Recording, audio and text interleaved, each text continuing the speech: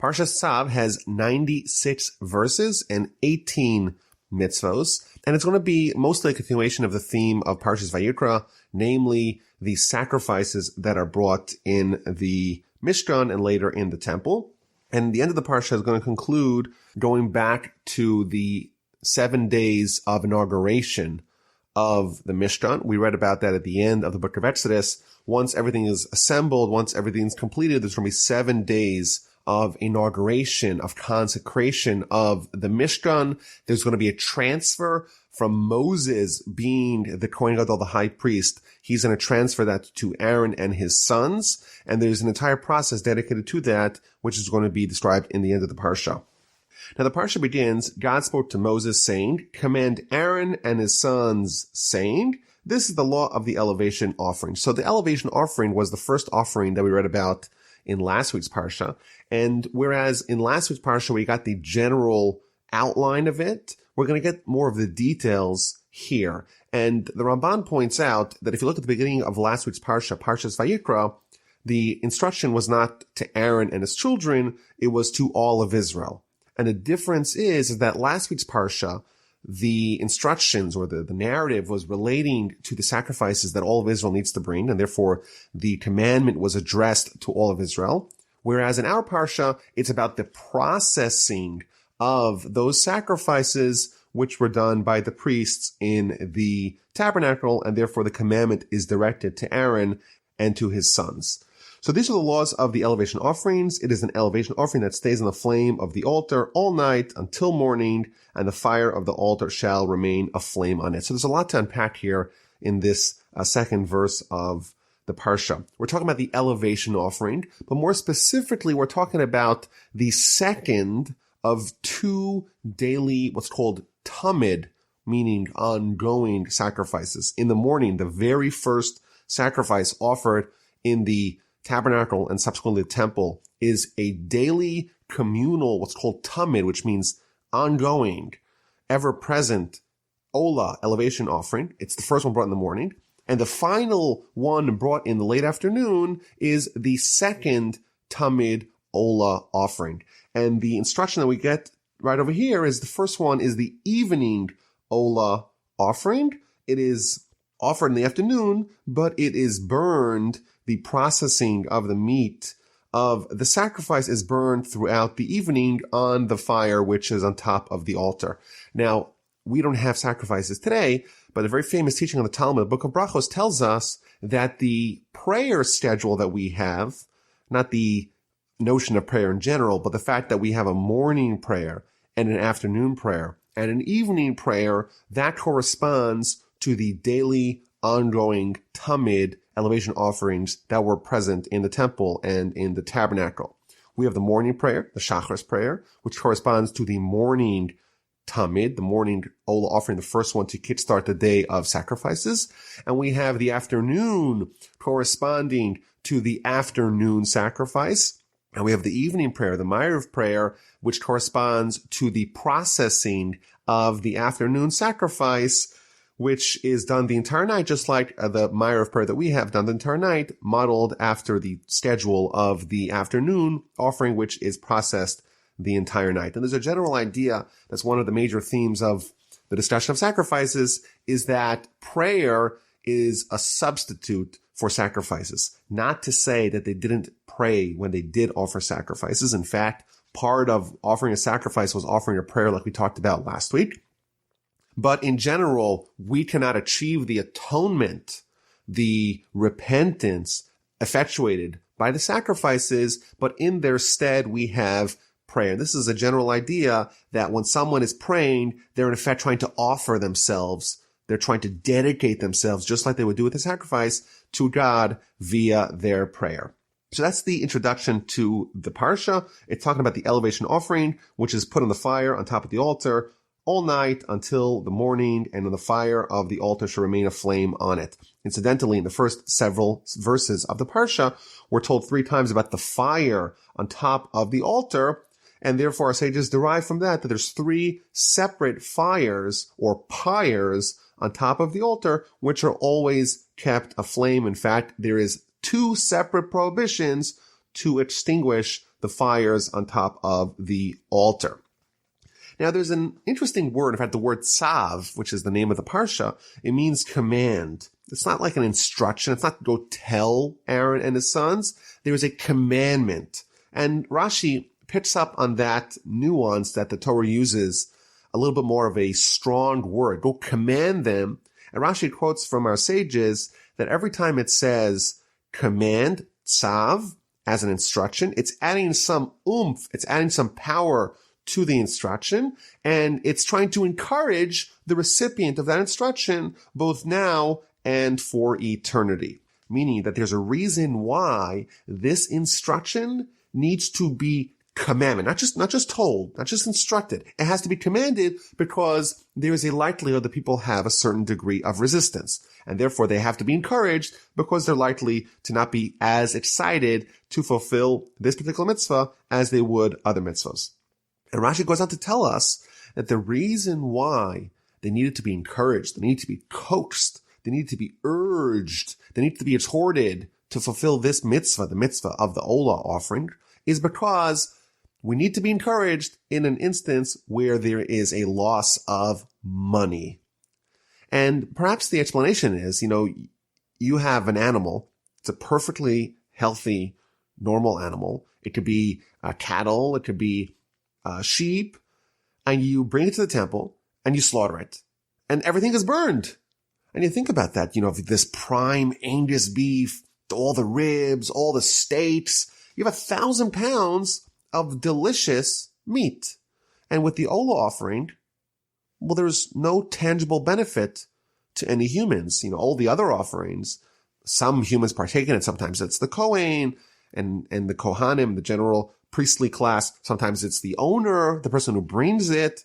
But here with the Olah offering, with this first offering that we're talking about, the entirety of the animal, all of that delicious and succulent meat is burned to a crisp on top of the altar. And perhaps the reason why we need to be encouraged to offer this is because we are less inclined to be generous in such an instance because we don't perceive it as something that returns necessarily value to us, and therefore the Torah needs to encourage us. And as a general rule, the things that are more difficult for us, we need extra encouragement. We have the upcoming festival of Pesach, and, matzah it's very expensive. It's, $26 to $29 to $30 a pound. Essentially, we're talking about, $3 to $4 for a single matzah. It's a sawdusty biscuit, and we're paying an insane amount of money to eat it. And the answer is yes, mitzvahs are not necessarily cheap. Kosher meat, you go to the kosher aisle in your grocery and you'll see the kosher meat's much more expensive. We don't work on Shabbos, and that's a constraint.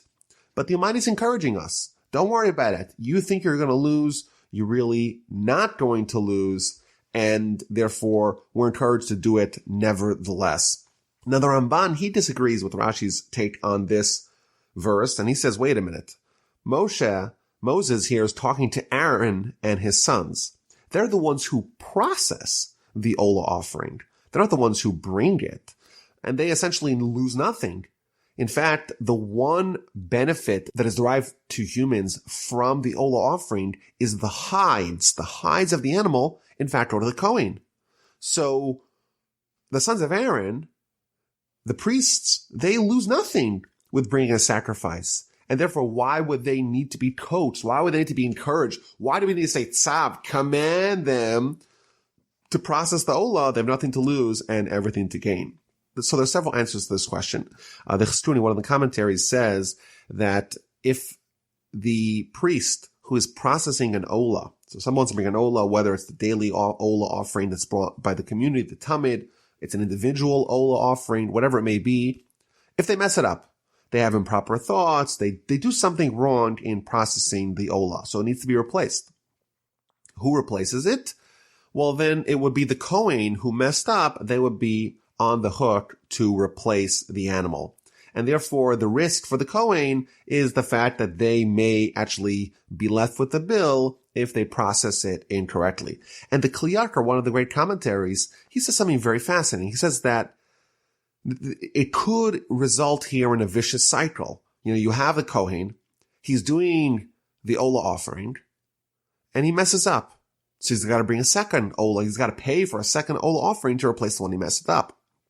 But what happens? As he's bringing the second Ola offering, he's in a bad mood. He's angry. After all, I can't believe I have to pay for another Ola offering because I messed up.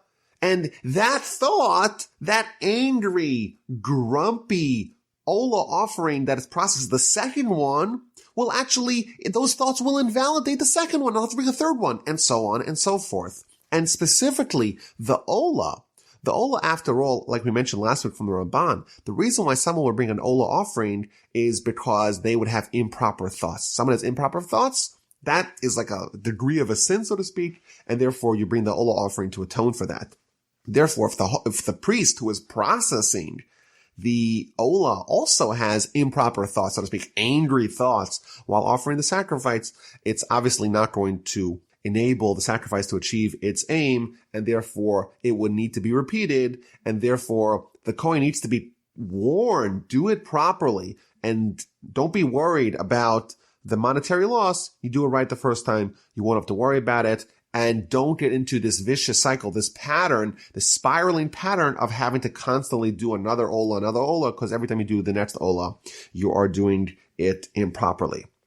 Now, it's interesting that the Parsha begins with talking about the elevation offering, which is done in the evening. In the morning, there's a morning Ola, and then there's the evening Ola. So doesn't it make more sense to start with the morning Ola and give us the instruction related to that, and only then move on to the evening Ola, the one that's burned the entire night on the altar?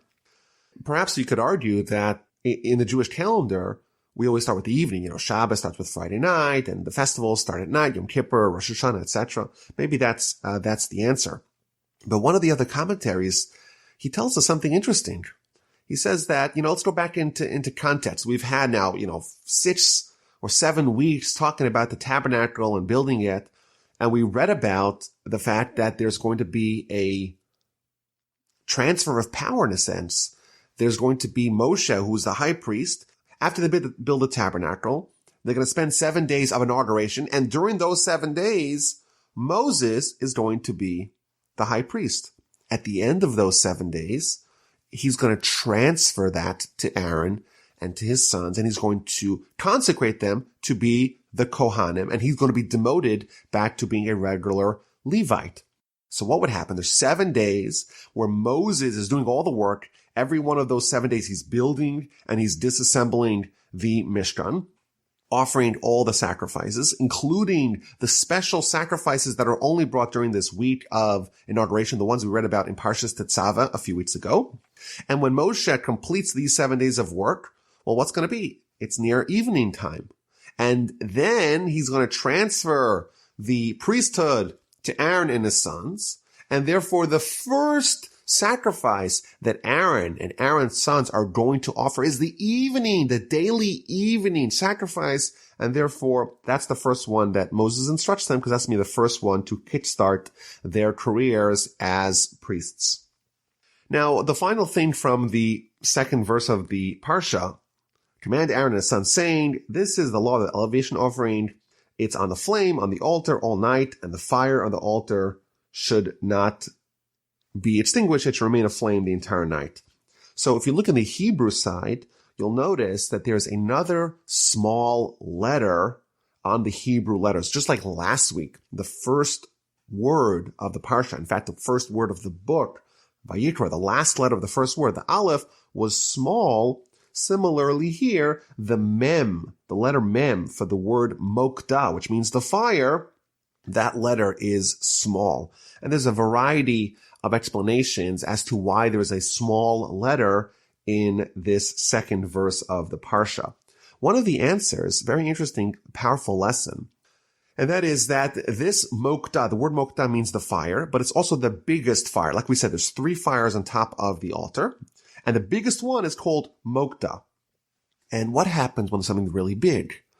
In Judaism, we're taught that when something's very big, it has to have a commensurate amount of humility. The greatest sage, the greatest leader, the greatest prophet that we've ever had, Moses, the most humble. As someone ladders up in spiritual greatness, they have to have a companion laddering up of humility. And therefore, this largest fire has to also have a small mem to remind it, so to speak, to have humility. The Talmud tells us, we know that there's 19 blessings that we say in the Amidah prayer. And for 4 of those blessings, we bow. We bow 4 times in the Amidah service.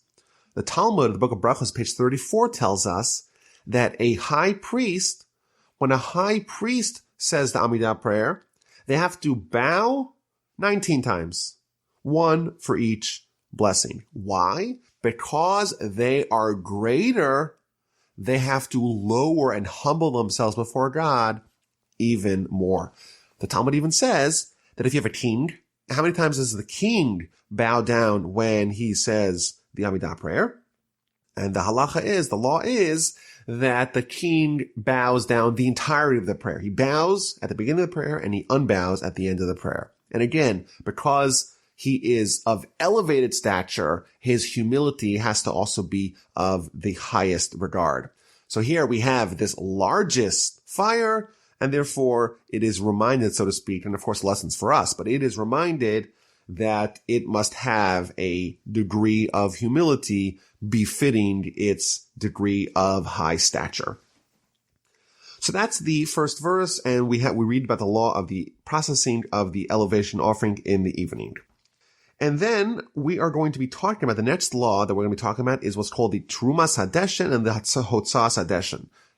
On top of the altar, you have the fire, and the fire is burning the various sacrifices. And what happens when they're done? Well, then you have a pile of ash.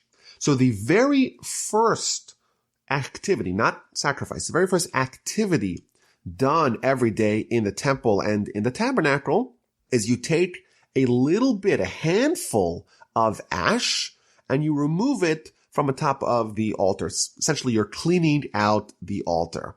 And then once it gets very dirty, then you actually clear out the entire thing and you start from scratch. And that's the mitzvah that we read about over here, the cleaning out of the ash and the removing of the ash outside of the temple grounds and outside of the camp.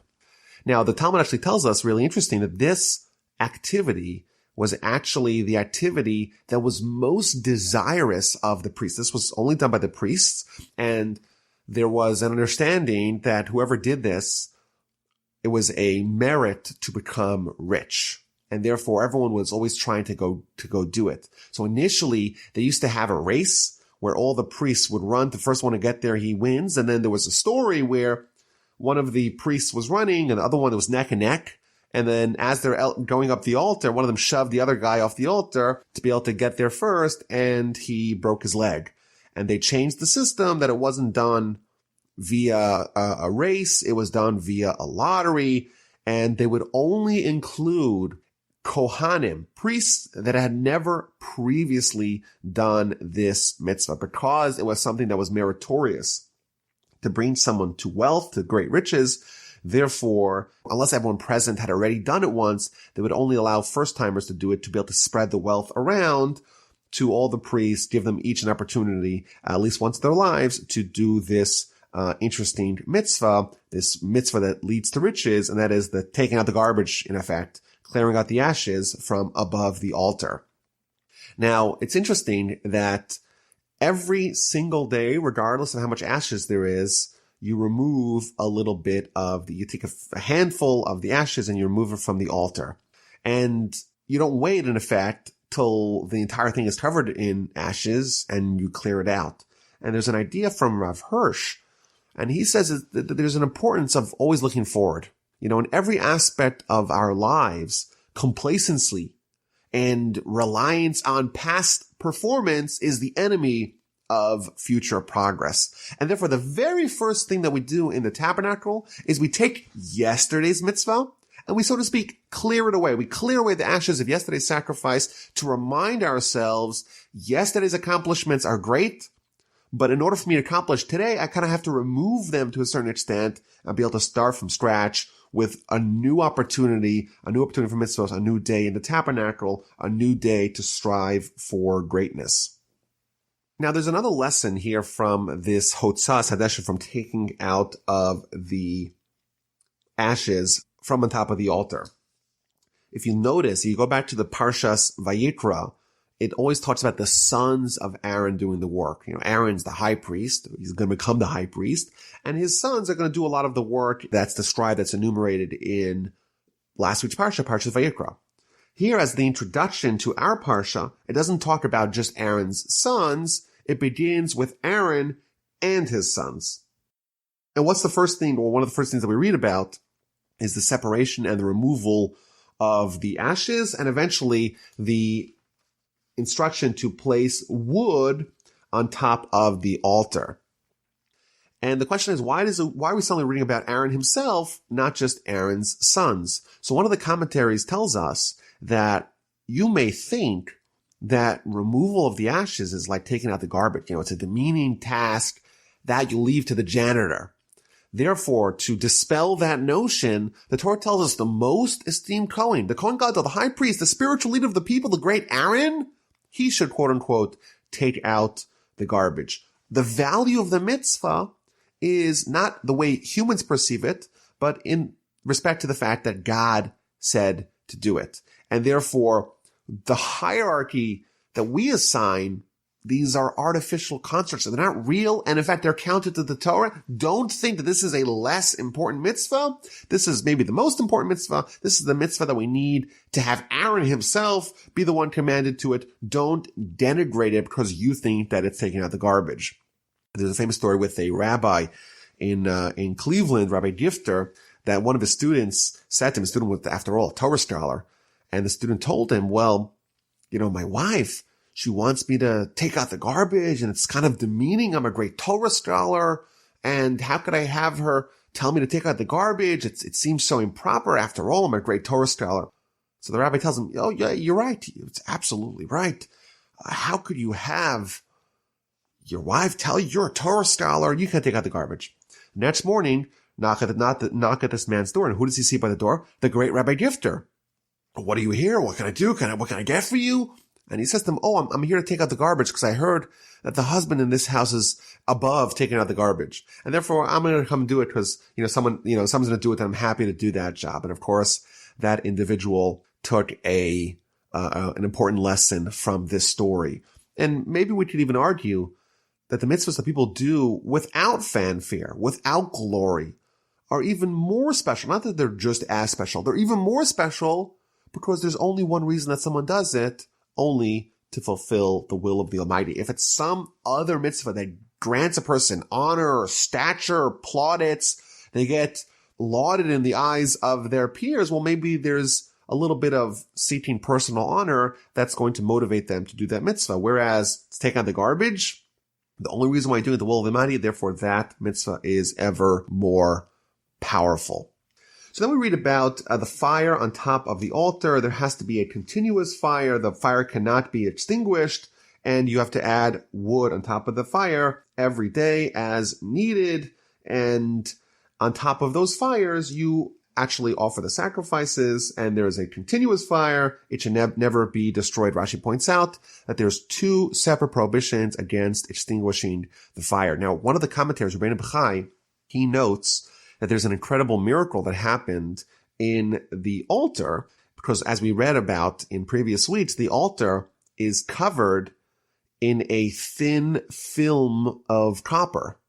And if you have a fire, burning hot fire on copper, it's going to burn through, it's going to damage it, it's going to puncture it. And one of the miracles of the temple and the tabernacle is that this film of copper was never damaged by these continuous fires that were ever present on top of the altar.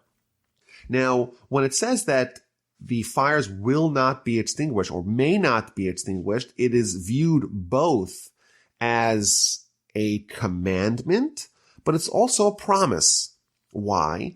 Because the Mishnah tells us in the end of chapters of the Fathers, it lists 10 miracles that were present in the temple.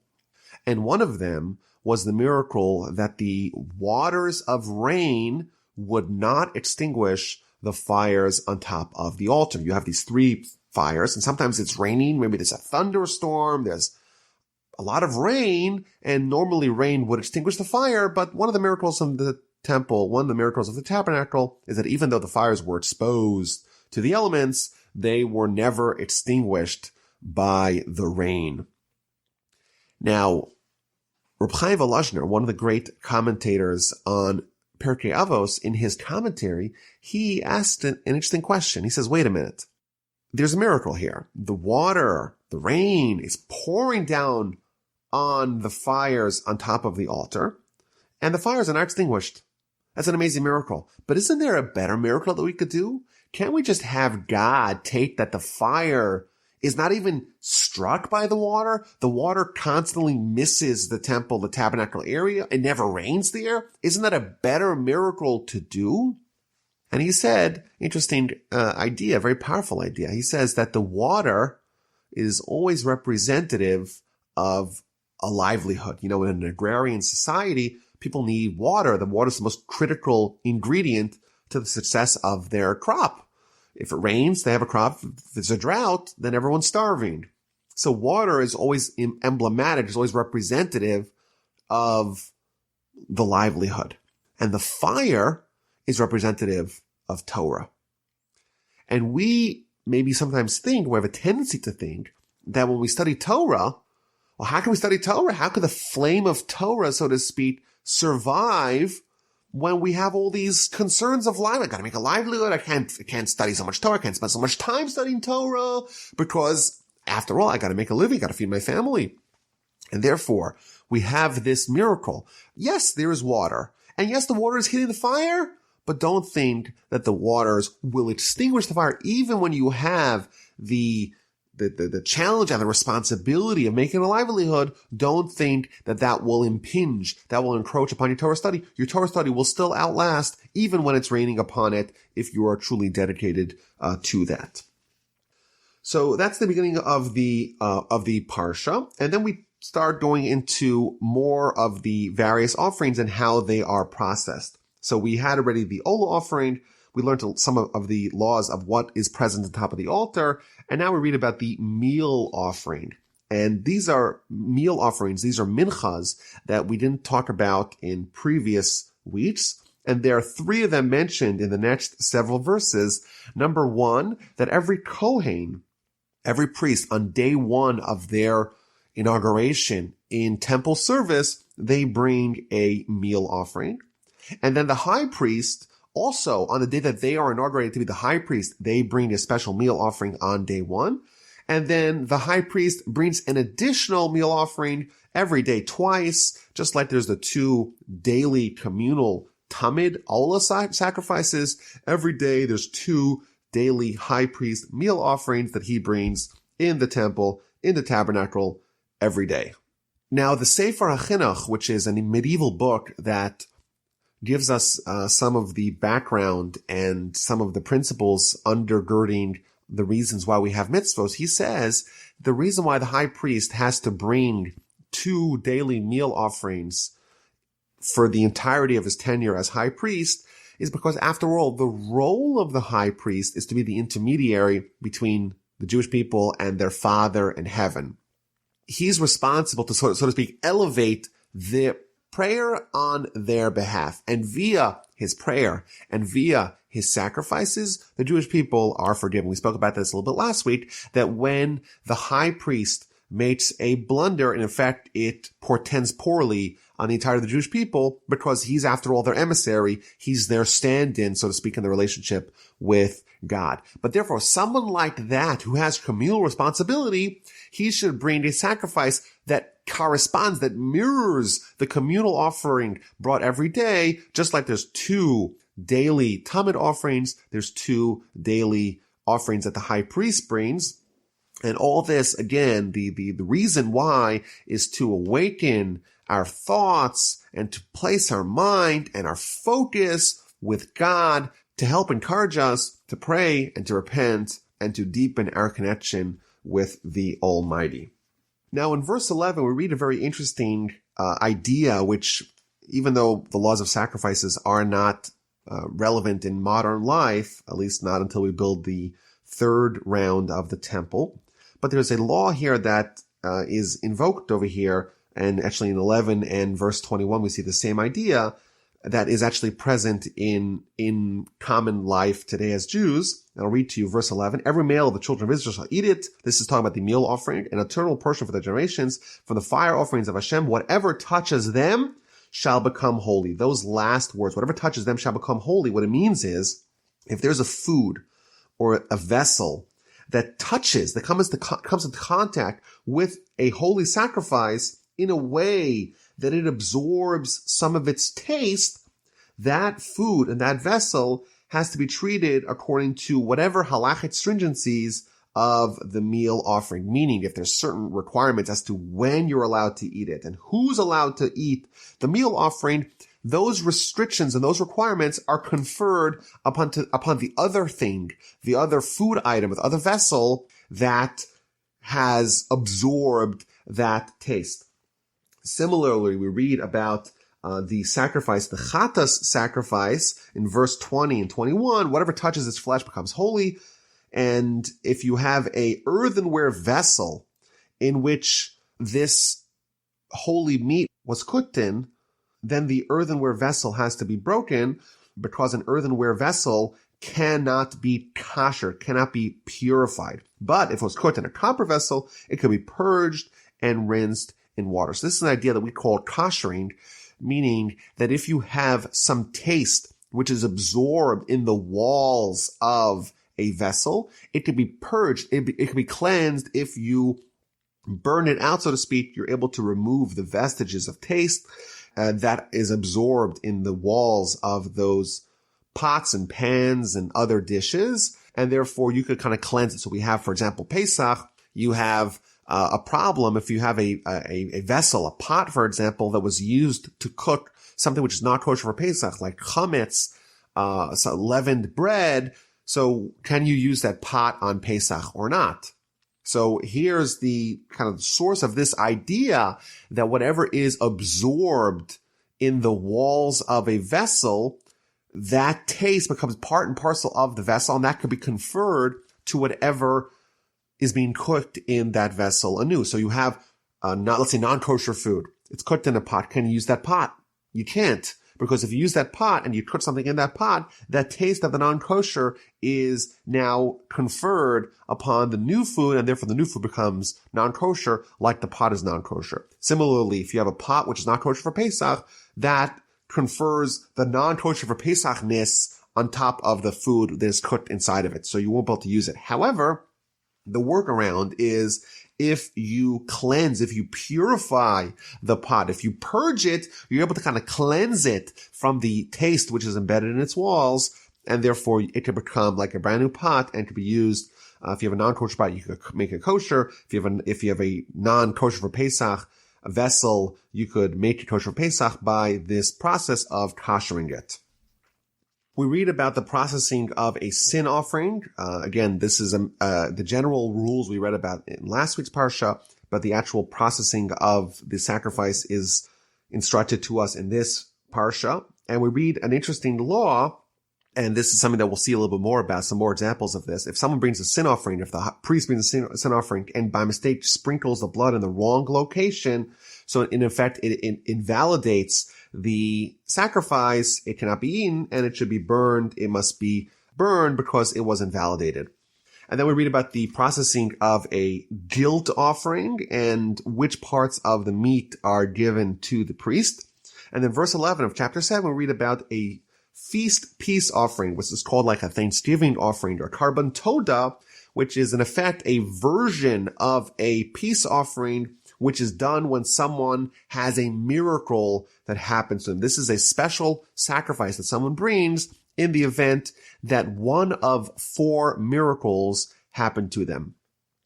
Number 1, if they travel over a desert and they arrive safely, they bring this sacrifice as a thanks to God. If they travel over sea and they arrive safely, they bring the sacrifice. If they're released from prison, or if they recover from a deadly illness, in one of these 4 cases, it's a miracle that happened to them. They thank God by bringing a thanksgiving offering, a carbon toda. Now, in fact, today, there's some opinions as to whether or not, modern travel, you could travel over a desert and it's not really considered much of a danger. You were in an airplane or you were in a cruise. So you crossed over a sea or a desert and you arrived safely at your destination. Is that considered a real danger that you need to thank God for or not? Is it kind of standard? And there's varying opinions in it. Some people, they do the equivalent of a korban todah, the equivalent of a Thanksgiving offering, which is a special prayer that is a special blessing that they say. And others maintain that no, it's not considered a real danger. And therefore, in modern travel, we would not actually say that blessing because it's not a real danger because, after all, you weren't really, you survived the United Airlines airplane food. It's not a reason necessarily your life wasn't really in danger, and therefore you don't need to bring this equivalent of this sacrifice, meaning you don't need to say the blessing of Thanksgiving to God. Now, it is interesting that this sacrifice we actually did not read about in last week's Parsha. All the other sacrifices we talk about hitherto have been, at least the general outline, have been detailed to us in Parshas Vayikra, but now we get the details. Here, this particular sacrifice, this Thanksgiving sacrifice, we don't get it at all in last week's Parsha, and it shows up here amid the instructions given essentially to the Kohanim, to the priests, when really this law is applicable to all. Whenever someone goes through one of these 4 miracles, they have to bring this sacrifice. And therefore, it's kind of interesting that it's placed over here, not where it would seem more natural for it to be placed. And that is in the Parsha preceding ours, Parshas Vayikra.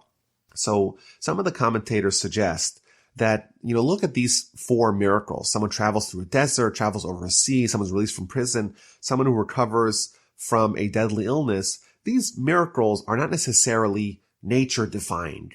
They are what is called a nes nistar, meaning a hidden miracle. It's not readily apparent to all that there was a miracle. In fact, like this is not the splitting of the sea, the 10 plagues. It's not like manna being parachuted from heaven. This is a miracle that could be understood in the natural course of things. Someone travels over the desert, they arrive safely. Well, that's what happens. That's not necessarily a miracle. And as a general rule, we are predisposed to ignore these miracles and only be wowed by an open miracle. So there's a story with Rav Shach, one of the great Torah sages of recent years. There was a new father who had celebrated the arrival of a baby daughter after only 1 year of marriage. So we have a tradition that when someone has a child, a son or a daughter, they thank God. And with a daughter, they don't have, of course, a bris, there's no circumcision, but instead there's a kiddush, which means a celebration, a feast to thank God. So this student asked Rav Shach, well, do I need to have a kiddush after all? It was 1 year, there was no problems of infertility, and we had a baby, so is it really something that's so miraculous that we need to thank God for? So he responded, imagine you were infertile for 8 or 9 or 10 years, and then you had a baby. How excited would you be? How delighted would you be? You make a huge party, and you thank Hashem, you thank the Almighty for doing this tremendous miracle for you. So what happened? God spared you from 7 or 10 years of agony, and he gave you a child right away. All the more so, you should make a huge celebration. For us, we have a predisposition to appreciate, to be impressed, to be thankful for the open miracles, like a baby after years of infertility. But the hidden miracles we tend to ignore. Who needs to be reminded of this lesson more than anyone else? Who needs to be reminded that we should not ignore the little miracles? Well, the priests, after all.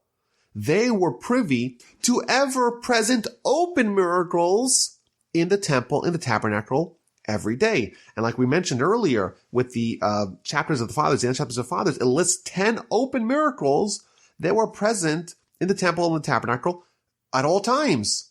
So, for example, like we said, the rain never extinguished the fire, but it says that even though there was so much meat being processed, there was not a single fly that had come in to try to poach a little bit of the meat. And it lists 10 open miracles that happened in the temple and even in the city of Jerusalem when the temple was extant. The priests were surrounded by open miracles. For us, it's hard to appreciate the hidden miracles. But when someone is surrounded by open miracles, it's infinitely harder to appreciate the hidden miracles. Therefore, when addressing the priests themselves, the Torah interjects with the Karban Todah, the Torah interjects with the peace offering that is brought as a thanksgiving to God to encourage them to be inspired and to be impressed by the hidden miracles of God. Now, the Midrash tells us that sometime in the future, this seems to be like a post-Messianic era time, all sacrifices will be no longer, with the exception of the Karban Todah, with the exception of the peace offering that is brought as a thanksgiving.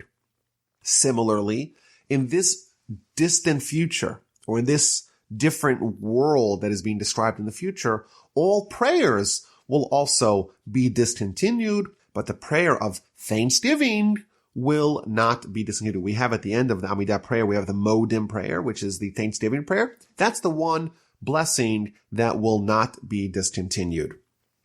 Why are the thanksgiving sacrifices and prayers eternal? Why are they never going to be discontinued? So maybe the answer is that the objective of all sacrifices are to rectify and to fix. But what happens when someone is rectified, when someone is fixed in this future utopian world where everything is good? Well, those sacrifices are unneeded. But Thanksgiving, it's not about fixing.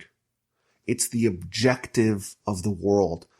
The famous Ramban that we read at the end of Parshas Bo tells us that the entire reason why God created the world is for people to have thanks and to thank God who created them. And because that's the objective of the world, that indeed will stay forever, even in a time where humanity is perfect. And similarly with prayer, all the prayers are, I have something that I need and I pray for it. Well, if I have everything, both in material things and spiritual things, I have everything I possibly need, well, I don't need to pray. In this future, we won't need to do all these prayers, but the one prayer that we'll need to do, the one prayer that is the bedrock of existence, the reason why we were created, to give thanks to God, that will not be discontinued, because that, after all, is the purpose of it all. So read about the Thanksgiving sacrifice, the peace offering, which is brought as a thanks to God, and we read regarding how it is processed. And we also read a restriction against eating it beyond the day of its offering. So this is something which is present with all sacrifices that are consumed. There isn't an infinite amount of time that you have to consume it. You have a certain amount of time. Some of them it's 1 day, some of them it's 1 day and a night, 2 days. Every one of them has every one of the sacrifices has a different time period in which consumption of the sacrifice is allowed. And here we read, the flesh of the feast Thanksgiving peace offering must be eaten on the day of its offering. He shall not leave any of it until the morning. This is the first mitzvah that we're told not to leave over in the morning. And then verse 16, we read, if it is for a vow or a donation, it must be eaten on the day he offered his feast offering and on the next day. So this is a different kind of offering, which is you have an extra day and what is left over from it may be eaten. Meaning that what's left over after day 1 could be eaten on day 2. So that's a second kind of peace offering, which is a general peace offering, not brought as a Thanksgiving offering, as a vow or as a donation. You have an additional day to consume it. But like we said, with all sacrifices, there is a deadline. You can't just put it in your freezer and wait a few months and eat it then. What to do if there is leftover meat that was not consumed in the time frame allotted? Then it has to be burned. That's the next verse, verse 17. What is left over from the flesh of the feast offering shall be burned in the fire on the 3rd day. So you have 2 days to eat it. If you don't eat it on day 3, you have to burn it. And then verse 18 we read, if the Kohen if he processed it, either when slaughtering the animal, when catching the blood, when walking, when sprinkling it, if he had in mind improper thoughts, meaning that he thought to consume it either outside of its time or outside of its place, that is considered a pigul. That's rejected, and you're now not allowed to consume it, and that needs to be burned. So again, there are these guidelines, rigid guidelines as to when and how and where you're allowed to eat the sacrifices. And those restrictions have to be in the mind of the Kohen, the mind of the priest, when they are processing the sacrifice. And if they have improper thoughts, meaning that they tend to eat it outside of its time or place, outside of the guidelines of that particular sacrifice, that is considered pigul, and that needs to be burned. So we have this instruction to burn either when something is done improperly or when something is left over beyond its time. And the Sefer Chinuch, the book that we quoted earlier, gives us an interesting perspective regarding this instruction to burn something when it was left over or to burn something when it was done improperly. Why do you need to burn it? Why do you need to eradicate this meat from the world? So he says that the nature of meat is to spoil. Remember, before refrigeration, you had a very short amount of time before the meat would go bad. And what happens? You may have a sacrifice. The sacrifice either was left over or it was done improperly. It needs to be gotten rid of. It's not kosher to consume either at this juncture or via this processing. And therefore we're told to burn it, to eradicate it from the world. Why? What happens if it spoils? You'll have a person who sees this stinking, rotting, putrid piece of meat, and it smells bad, it looks disgusting, it's consumed by worms, someone like that will be disgusted by it. And it's important for us to never be disgusted with these sacrifices, and therefore we're told to completely destroy it, not to just get rid of it, not to throw it away, not to tear it up, to get rid of it entirely, because we don't want to be disgusted with our sacrifices. In addition, we're told that there's a limited time how long someone can eat a sacrifice. Why? Why doesn't God say, you can eat it for a month, for 2 months? What's the lesson with this time limit, how much we're supposed to eat? And he says a very deep lesson. And this is a hint to our reliance on God. We should rely on God, not to engorge ourselves with food too much, not to hide the food for tomorrow, to be reliant on God that if there's 2 days you have to eat it or 1 day you have to eat it, that's it. And if there's leftover, you throw it out. Don't worry about it. He will feed you and you don't have to worry. You don't have to engorge yourself with food. You don't have to worry about it. You can rely on God that he'll take care of you. And you could even burn the leftover meat if it is not able to be consumed beyond that particular time. And then we read about the various state of man and of the meat of the sacrifice in order for that sacrifice to be eaten by man. If the meat becomes contaminated, it becomes impure, it cannot be consumed. So you have meat of a sacrifice, it comes into contact with something which renders it impure, it cannot be consumed. And in addition, if the person becomes contaminated, either as a result of his own personal contamination or as a result of him touching a contaminating animal, if he is contaminated, he cannot eat that sacrifice as well. And then we read about the various parts of an animal, and this is nothing to do with sacrifices necessarily. These are the parts of the animal that we cannot consume. The fats, what's called the chalev of oxen, sheep, or goats, we are not allowed to eat. So this is interesting. Even when you have a kosher animal, there are parts of the meat of the animal that are not kosher. So for example, the book of Genesis, we read about the sciatica when Jacob was injured by the angel in their nocturnal battle. He struck him in his hip, he dislocated the hip, and therefore there's a mitzvah, a restriction against eating a certain part of the animal that corresponds to the part of Jacob's body that got injured in this battle. But here we see that there's another part called the chalev, the fats, that we're now not allowed to eat. Even in a kosher animal, we're not allowed to consume that. We're also not allowed to eat an animal that's been torn apart. We're not allowed to eat the blood of an animal, and this is only for birds and from other animals. Rashi tells us it's not from fish, so fish blood, I guess, is okay. And if someone consumes any blood, the soul will be cut off from its people. So there's some interesting laws here that we see regarding what we're allowed to eat, what we're not allowed to eat, a little bit of the kosher laws, the fat we're not allowed to eat, the blood we're not allowed to eat as well.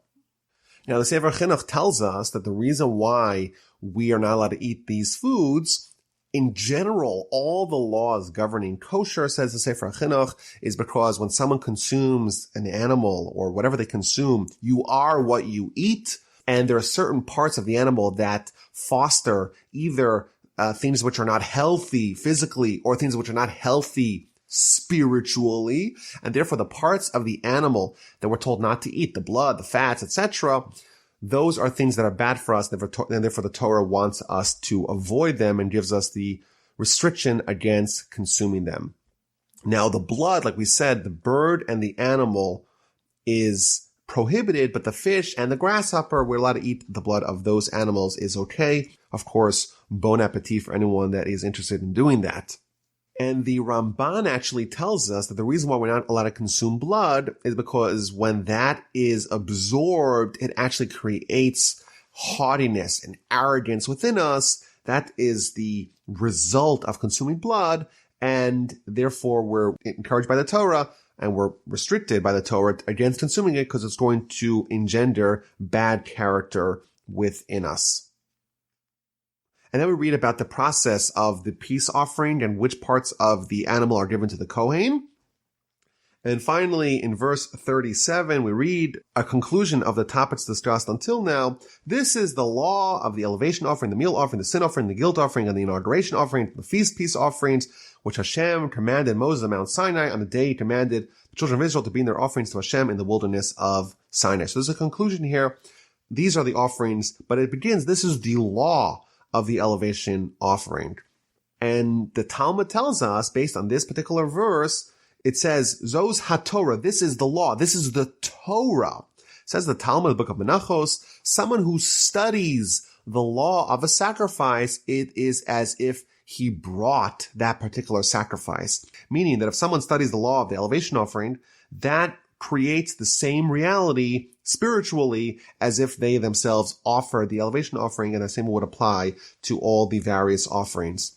Now, there's a very important value in that because we know we have 613 mitzvos, and the Talmud tells us that there's 613 parts of man, and the insinuation is that every part of man is perfected by its corresponding mitzvah in the Torah. Now, if there's a mitzvah that we cannot fulfill, it seems like what it's telling us that completion, that perfection is beyond us. But here's the workaround. There is a mitzvah of the elevation offering. Currently, we cannot bring an elevation offering, but we can study the laws of the elevation offering. And therefore, when we study those laws, that is as if we brought that sacrifice and we gain its value and its spiritual cleansing that is brought upon us. Now, chapter 8 and essentially the rest of the Parsha are going to go to the consecration of the priests, the 7 days of the inauguration of the Tabernacle. And this is essentially a repetition of what we read in Parshas Tzav, the guidelines of what to do during these 7 days of inauguration, 7 days of transference. Like we said, Moshe is at that time, he's the high priest. The Kohanim, the priests, are being trained. Every day, Moshe is going to assemble and disassemble the Mishkan. And at the end of the day, it's going to be transferred over to Aaron and his sons, and they're going to take over from there. Now, Rashi tells us that this is a repetition, and this happened 7 days before the erecting of the Mishkan. And even though it was told us already once in Parshas Tzav, it is repeated. Why? Because that is the way things work. When you have an instruction that is, for some time in the future, you repeat it closer to the time to remind and to encourage the people about those instructions that you gave earlier. So God indeed gave those instructions early, but he repeats them again at the time of the action. So it begins with instruction to Moses, take Aaron and his sons with him and all the vestments and all the oil of the anointment and the 3 sacrifices that are going to be brought every one of these 7 days. So there's the bull of the sin offering, the 2 rams, and the basket of matzos. So this was already described in Parshas Tzav. Bring the entire Jewish people in the entrance of the tent of meeting, in the entrance of the Mishkan. And Rashi tells us that this is a miracle on its own right. We're dealing with a nation of hundreds of thousands, and this is a very small place, but miraculously, the entire assembly was able to fit in that very small constricted location. So the entire assembly gathered, and Moshe said to them, this is what Hashem commanded. He brought Aaron, and he immersed them in water. He got them dressed in their special garments, the 4 garments of the regular priest and the 8 garments of the high priest. He anoints them with the oil of anointment, and he also anoints the tabernacle and everything within it, and he thus sanctifies them. He sprinkles the altar 7 times. The altar is anointed. The various other utensils and vessels are anointed. He pours the anointment oil on Aaron's head, and he moves it around his forehead and near his eyes, and then he anoints the sons of Aaron, everything the way Hashem commanded him. He brings the sacrifices. He processes the sacrifices. He takes the blood, and this entire description is, again, a repetition of what we read. What he does with the blood, he takes the blood and he puts them in the ears and the thumbs and the big toes of Aaron and his sons, and everything exactly the way God had instructed and God had commanded him. And finally, the Parsha concludes, Aaron and his sons are instructed by Moses to not leave the entrance of the tent of meeting for 7 days. So they actually had to remain in the confines of the Mishkan for 7 days until the day when your days of inauguration are completed. So they were not allowed to leave. And you're going to be inaugurated over the 7-day period. And in fact, if they were to leave, they would be actually guilty of a capital crime. So it's very serious that they had to stay there for 7 days, not to leave the site. And Aaron and his sons carried out all the matters that Hashem commanded through Moses. Thus concludes the Parsha, that they were there for 7 days in the temple grounds, in the tabernacle grounds. They did not leave.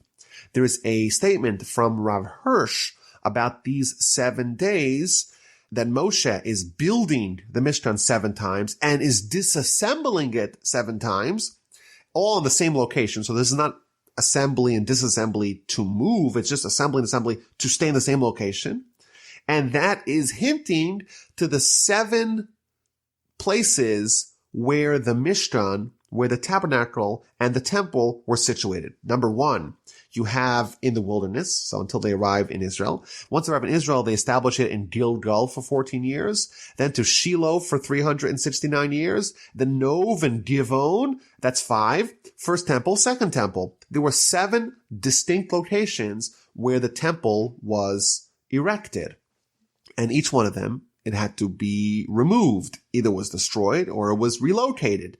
So you have 7 times Moshe is assembling the Mishkan, and 7 times he is disassembling the Mishkan. And then what happens on the 8th day, which, by the way, next week's Parsha begins, it's with the 8th day. What happens at the 8th day? It is built, and it is assembled, and it is not disassembled. And that's a reference for the 3rd temple may be built speedily in our days, which, like the 8th day of this process, will stand forever. May we indeed be meritorious to witness that day. Thus concludes Parshas Tzav. Again, the theme is still sacrifices, but more details about it. And the Parsha concludes with the 7 days of inauguration. Moshe is going to confer the priesthood to Aaron and his sons, and the temple, the tabernacle that we've been talking about for so long, is finally going to get completed, but it's not exactly going to be without its tragedy. There's something very bad is going to happen on that 8th day.